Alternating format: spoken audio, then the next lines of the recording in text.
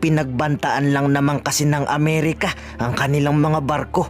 Mahinala daw kasi ang kanilang militar. May daladalang nuclear ang US bomber. Katulad ng binagsak nilang atomic sa Hiroshima, Japan noong World War II. Kaya itinaas nilang kanilang depensa. Pinauwi muna lahat ng kanilang barko. Baka daw kasi ibagsak sa South China Sea, maubos kanilang mga barko.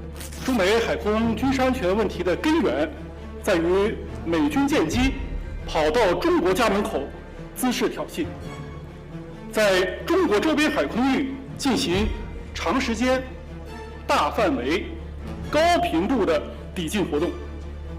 中国军队依法依规进行处置，有关行动正当合理、专业克制。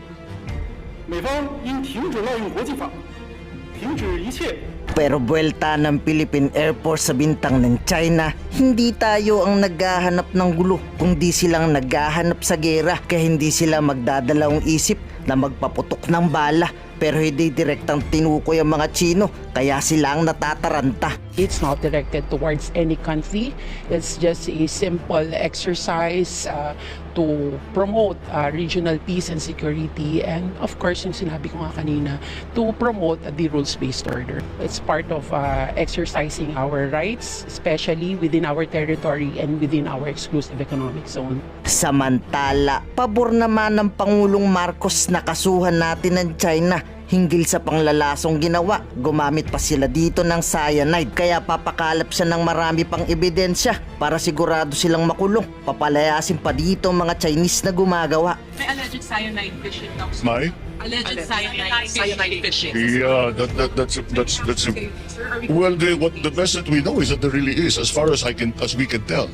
Sabi ng BIFAR talagang merong ginagamit. Meron naman nagsasabi matagal nang ginagawa yan. And I do know that there are cases of cyanide fishing before, even here in the Philippines.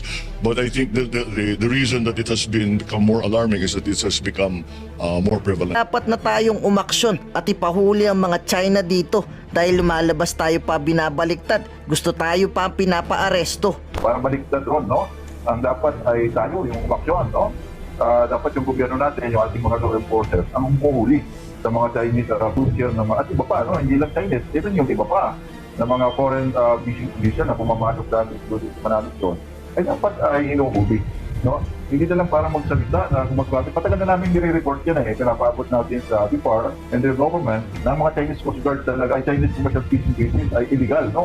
Yung kanilang paraan ng panghuli ng isda dyan. Actually, yung troll ay isa sa pinakamalalang paraan, no? Ng panghuli at panghuli ng isda at pagwasak sa ating pangisdaan. Tapos itong cyanide, matagal na rin yan kasi para lumabas yung mga isda doon sa loob ng mga coral, kaya gamitan nila ng cyanide. Ron, pag ginamitan natin ng cyanide, yung coral reef ay patay na po yan.